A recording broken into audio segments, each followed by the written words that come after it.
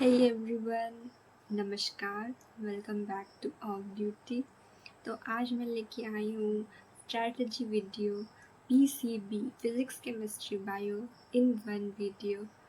तो अगर आपने अभी तक सब्सक्राइब नहीं किया है तो चैनल को सब्सक्राइब करें और बेल आइकन को दबाना ना भूलें, क्योंकि ऐसे वीडियोस हमारे चैनल पर रेगुलरली आते रहते हैं। तो बिना किसी देर के चलिए वीडियो को शुरू करते हैं। ये बिना किसी देर के हम लोग शुरू करते हैं। तो हमारा गोल है JCE CEP BSc nursing entrance exam. इसमें 3 सब्जेक्ट्स आते हैं, फिज़िक्स, केमिस्ट्री एंड बायोलॉजी। और हमारा टारगेट होगा RIMS, Ranchi and other top colleges in Jharkhand. तो सबसे पहले हम लोग एग्ज़ाम के बारे में जानते हैं। तो टोटल 150 क्वेश्चंस आते हैं। ड्यूरेशन होगा 2 to 3 hours and negative marking के लिए you need to check the latest update.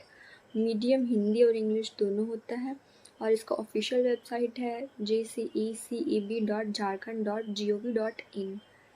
तो डेली 3 सब्जेक्ट है, तो आपको कैसे उसको पार्ट पार्ट में करना है। सबसे पहले बायोलॉजी, डेली आप इसको 2 घंटे जैसा टाइम दे सकते हो, क्योंकि इससे हाईएस्ट क्वेश्चन मतलब 50 में आप मैक्सिमम क्वेश्चन इसमें से अटेम्प्ट कर सकते हो, डायरेक्टली नर्सिंग से रिलेवेंट होते हैं। फिर दूसरा आता है केमिस्ट्री। तो दूसरा आता है केमिस्ट्री, ये 1.5 आवर्स दे सकते हो आप इसको, और इससे मॉडरेट डिफ़िकल्टी के सवाल आते हैं। ये स्कोरिंग होता है अगर आप NCERT गो थ्रू किए हो तो। फिर थर्ड है फिज़िक्स, इसको भी आप 1.5 आवर्स दो, और इससे न्यूमेरिकल बेस्ड क्वेश्चन ज़्यादा नहीं आते हैं। आपको कॉन्सेप्ट्स याद रखना है। कॉन्सेप्ट अगर आपको आता है तो आप इजीली आंसर कर सकते हो। और फिर आपको PYQs, प्रीवियस ईयर क्वेश्चंस भी, उस पर भी आपको ध्यान देना होगा। तो मैंने यहाँ आप लोगों के लिए एक वीकली स्ट्रैटेजी बनाया है, जिसमें वीक 1 यानी कि 1 to 7 डेज़ आप कौन से सब्जेक्ट में से क्या क्या टॉपिक्स पढ़ सकते हैं। जैसे बायोलॉजी, फिज़िक्स, केमिस्ट्री, उसमें मैं आपको टॉपिक्स बता देती हूँ। डे 1 में आप पढ़ सकते हैं cell biology, cell structure and organelles.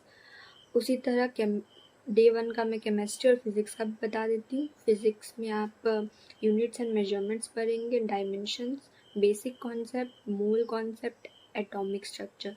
Day 2 में आप क्या कर सकते हैं, सेल डिवीजन पढ़ सकते हैं, माइटोसिस एंड मियोसिस, केमिस्ट्री के लिए periodic table, S block, P block elements के बारे में। फिर फिज़िक्स में मोशन, वेलोसिटी, एक्सेलरेशन। फिर डे 3 में आपको बायोलॉजी में पढ़ सकते हैं आप बायोमोलिक्यूल्स में, जैसे प्रोटीन्स, कार्बोहाइड्रेट्स, लिपिड्स। केमिस्ट्री में पढ़ सकते हैं आप chemical bonding, ionic bond, covalent bond. Physics में आप पढ़ सकते हैं laws of motion, Newton's law. Day 4 में आप ह्यूमन डाइजेस्टिव सिस्टम का फुल रिवीजन कर लीजिए। केमिस्ट्री में आप कर सकते हैं states of matter, solid, liquid, gas. Physics में work, energy and power. Day 5 के लिए आप बायोलॉजी में कर सकते हैं human circulatory system plus blood. Chemistry में थर्मोडायनेमिक्स, लॉ, एंथैल्पी। फिज़िक्स में heat, temperature, thermal expansion. Day 6 में आप बायोलॉजी में करेंगे ह्यूमन रेस्पिरेटरी सिस्टम, केमिस्ट्री में equilibrium, chemical and ionic, and physics में साउंड वेव्स एंड फ्रीक्वेंसी। और डे 7 पे आपको वो डे को रखना है रिवीजन के लिए। फुल वीक में जो आपने पढ़ा बायोलॉजी, फिज़िक्स और केमिस्ट्री, सबका आपको एक रिवीजन करना है। जब आप टॉपिक्स पढ़ रहे हो तो आई इंसिस्ट कि आप नोट्स बनाइए। अब आते हैं वीक 2 पे, जिसमें 8 to 14 डेज़ में आप क्या क्या पढ़ सकते हैं। तो बायोलॉजी में आपको पढ़ना है ह्यूमन एक्सक्रीटरी सिस्टम, केमिस्ट्री में redox reaction, oxidation states. Physics में electricity, charge, current, Ohm's law. Day 9 human nervous system plus brain. Chemistry में इलेक्ट्रोकेमिस्ट्री, इलेक्ट्रोलाइसिस एक्सेट्रा। फिज़िक्स में मैग्नेटिज्म, इलेक्ट्रोमैग्नेटिक इंडक्शन। डे 10 में बायोलॉजी में आप पढ़ सकते हैं एंडोक्राइन सिस्टम, हार्मोन्स। केमिस्ट्री में solution, concentration, colligative properties. Physics में आप पढ़ सकते हैं optics, reflection, refraction and lenses. ये बहुत ज़्यादा स्कोरिंग टॉपिक है और बहुत ज़्यादा इजी भी, तो इस पे आप ज़रूर अच्छे से फोकस करिएगा। डे 11 बायोलॉजी में आप पढ़ सकते हैं musculoskeletal system, bones and muscles. Chemistry में ऑर्गेनिक बेसिक्स जैसे IUPAC, nomenclature, functional groups etcetera. Physics में मॉडर्न फिजिक्स जैसे रेडियो एक्टिविटी, बेसिक। डेप्थ में नहीं जाना है, कॉन्सेप्ट बस आपको जानना है, उससे आपका सॉल्व हो जाएगा। डे 12 में आपका human reproductive system, male and female. Chemistry में हाइड्रोकार्बन्स, एल्केन्स, एल्कीन्स, एल्काइंस। और फिजिक्स में semiconductor basics, P N junction. ये भी बहुत स्कोरिंग टॉपिक है, तो इसको आप ध्यान दीजिएगा। डे 12 में है genetics, Mendel's law, DNA, RNA। Chemistry में हेलो एल्केन्स, हेलो एरीन्स की रिएक्शंस। जो नेम रिएक्शंस होते हैं आप उसको खासकर याद रखिएगा, क्योंकि उससे डायरेक्ट क्वेश्चंस आते हैं। फिजिक्स में है कम्युनिकेशन सिस्टम, मॉड्यूलेशन। और फिर से अगेन डे 14 आपको रखना है फुल रिवीजन के लिए, वीक 2 में जितना भी आपने पढ़ा उस रिवीजन के लिए। आगे बढ़ते हैं वीक 3, डे 15 से डे 21। तो इसमें आप पढ़ेंगे डे 15 में माइक्रो ऑर्गेनिज्म जैसे बैक्टीरिया, वायरस, फंगाई। केमिस्ट्री में अल्कोहल, फेनॉल्स, ईथर। फिजिक्स में previous year physics paper analysis. इसमें ये दिन मैंने एनालिसिस के लिए रखा, क्योंकि फिजिक्स में कॉन्सेप्ट पे ज़्यादा फोकस किया जाता है। अगर आप PYQ ज़्यादा सॉल्व करोगे तो वो आपके लिए ज़्यादा बेनिफिशियल होगा। डे 16 में है बायोलॉजी में इम्यूनिटी, इनेट एंड अडेप्टिव वैक्सीन्स के बारे में पढ़ लीजिए थोड़ा सा। फिर केमिस्ट्री में aldehyde, ketones, carboxylic acids. Physics में numericals practice, unit and motion. इसका आपको न्यूमेरिकल्स प्रैक्टिस करना है। डे 17 में है nutrition, vitamin, minerals and deficiency, जो से डेफिशिएंसी डिसऑर्डर्स होते हैं वो। केमिस्ट्री में amines, polymers and biomolecules. Physics में है फिजिक्स में है न्यूमेरिकल्स, इलेक्ट्रिसिटी एंड ऑप्टिक्स।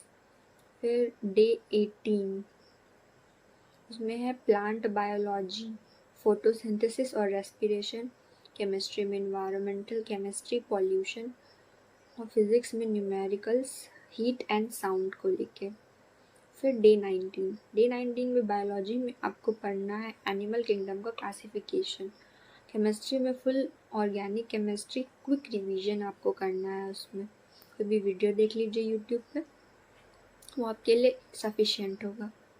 फिर फिज़िक्स में आपको फिर से PYQs का पेपर सॉल्व करना है। डे 20 बायोलॉजी में है ecology, ecosystem, food chain, environment.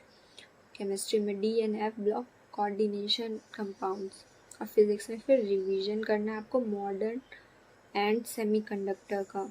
Modern physics मतलब मॉडर्न यहाँ पे जो लिखा हुआ है refers to modern physics and semiconductors. और फिर अगेन डे 21 आपको रिवीजन के लिए रखना है। वीक में आपने जितना कुछ पढ़ा सबको रिवाइज करना है।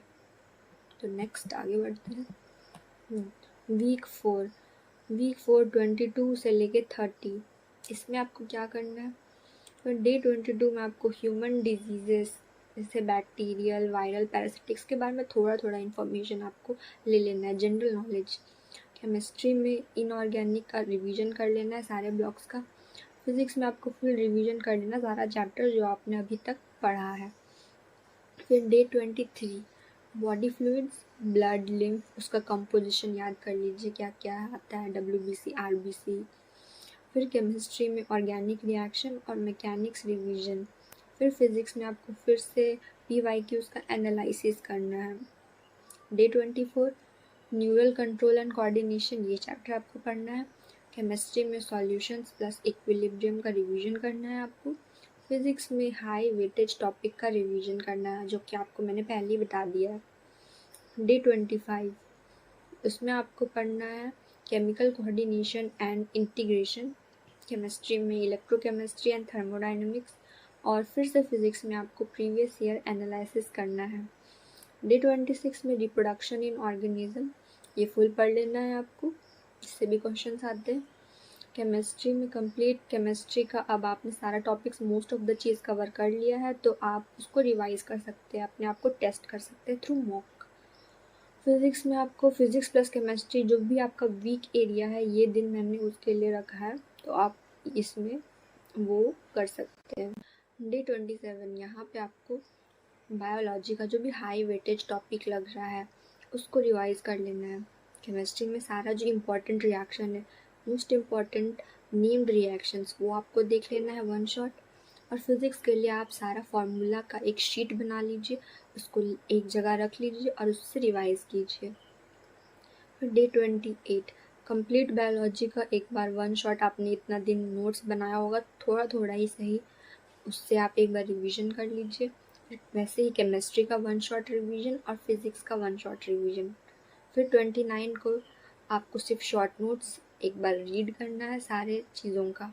फिर डे 30 लाइट रिवीजन करना है, रिलैक्स करना है, और फार्मूला शीट जो भी आपने इतना दिन से प्रैक्टिस किया है वो सबको आपको एनालाइज करना है। तो अब बढ़ते हैं हम लोग नेक्स्ट सेगमेंट की ओर, जो कि है PYQ स्ट्रैटेजी। जो प्रीवियस ईयर क्वेश्चन है वो आपका एक बहुत ज़्यादा पावरफुल वेपन है, क्योंकि 60 to 70% क्वेश्चन सिमिलर पैटर्न में रिपीट होता है। तो आपको PYQ करना बहुत ज़रूरी है। ये आपका जो एग्ज़ाम में स्पीड और एक्यूरेसी है वो इंक्रीज़ कराएगा, आपका एग्ज़ाम एंजाइटी को भी रिड्यूस करेगा, और ये बहुत अच्छा तरीका है आपके वीक एरियाज़ को क्विकली आइडेंटिफाई करने का। तो मूविंग टू नेक्स्ट सेगमेंट।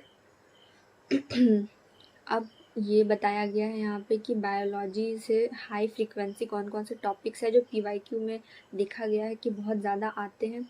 तो बायोलॉजी में सबसे ज़्यादा आता है ह्यूमन फिजियोलॉजी सिस्टम से, सेल डिवीज़न से, genetics, micro organism and nutrition. इससे 35 to 40 क्वेश्चंस एक्सपेक्टेड होते हैं। इसके लिए आपको NCERT लाइन बाय लाइन पढ़ना होगा और PYQs प्रैक्टिस करना होगा। फिर आता है केमिस्ट्री। केमिस्ट्री में ऑर्गेनिक का बेसिक्स आपको पता होना चाहिए, biomolecules, periodic table, chemical bonding and solution. इससे 20 से 25 क्वेश्चन एक्सपेक्टेड होते हैं। इसके लिए भी आप NCERT ही रेफ़र कीजिए। फिर फिज़िक्स में units, sound, optics, electricity, heat and motion. इससे 10 to 15 क्वेश्चंस एक्सपेक्टेड होते हैं। इसके लिए आप सारा फार्मूला को एक शीट में बना लीजिए, जो आपका फार्मूला शीट होगा, और उससे रिवाइज कीजिए। तो आपको पता चल गया होगा कि PYQ को इफेक्टिवली कैसे रीड करना है, कैसे यूज़ करना है। पहले तो आपको NCERT जो बुक है वो आपको पहले रीड कर लेना है, फिर उससे आपको PYQ सॉल्व करेंगे तो आपको कुछ आइडिया मिलेगा और आपको आपके वीक स्पॉट्स पता चलेंगे। फिर वो सेम PYQ आप फिर से बुक रीड करके दोबारा सॉल्व कीजिए, तो आपको स्पेस्ड रेपिटेशन में बहुत ज़्यादा अच्छा एनहेंसमेंट दिखेगा। तो कुछ टिप्स। तो NCERT, पहला टिप नंबर 1 कि NCERT का पूरा लाइन पढ़िए, सिर्फ हेडिंग नहीं, क्योंकि देखा गया है कि जो NCERT का लाइन से ही क्वेश्चन कई बार उठा के आया है एग्ज़ाम में। 70% स्ट्रेट NCERT से ही आ जाता है, तो NCERT को रीड करना कभी स्किप मत कीजिएगा। फिर दूसरा है कि अब जब आप अटेम्प्ट कर रहे हो एग्ज़ाम, तो सबसे पहले आप बायोलॉजी का सेक्शन अटेम्प्ट कीजिए, क्योंकि ये सबसे ज़्यादा आप आराम से स्कोरिंग सेक्शन होता है, जिसको आप इजीली बहुत कम टाइम में सही कर सकते हैं। फिर तीसरा टिप है कि आप अपने शॉर्ट नोट्स बनाइए, उसको कलरफुल बनाइए, उसको अट्रैक्टिव बनाइए, ताकि उससे आप क्विकली रिवीजन कर सकें। फिर हर दिन आप 50 MCQs हर सब्जेक्ट से सॉल्व करने का ट्राई कीजिए। अगर हो सके तो ठीक है, आप MCQ जितना ज़्यादा प्रैक्टिस करेंगे आपका एग्ज़ाम एफिकेसी उतना ही ज़्यादा बढ़ेगा। फिर सिक्स्थ पॉइंट है कि आप डायग्राम्स के थ्रू चीज़ों को लर्न करने का कोशिश कीजिए। जैसे बायोलॉजी में most of the cheese diagrams पे ही मैटर करता है। अगर आपको डायग्राम पता है तो आप इजीली कॉन्सेप्चुअल क्वेश्चंस का भी आंसर दे। फिर स्पेस्ड रेपिटेशन सिस्टम का ध्यान रखिए कि जो चीज़ आपने डे 4 को पढ़ा उसको आप फिर डे 7 में पढ़िए, फिर डे 14 पे पढ़िए। तो ये एक स्मार्ट स्ट्रैटेजी है, कैलेंडर मेंटेन कीजिए, तो इससे आप चीज़ों को अच्छी तरह से दिमाग में रिटेन कर पाएंगे। और नेगेटिव मार्किंग स्ट्रैटेजी का भी ध्यान रखिए, सिर्फ वही क्वेश्चन अटेम्प्ट कीजिए जो आपको श्योर हो। फिर संडे जो वीक का लास्ट डे है, जो टाइम टेबल में बताया गया है, उस दिन आप अपना रिवीजन और मॉक टेस्ट के लिए रखिए। और लास्टली अपने आप पे भरोसा रखिए, क्योंकि आप ही हैं जो अपने आप को आगे बढ़ा सकते हैं। तो अपने आप पे ट्रस्ट रखिए कि आप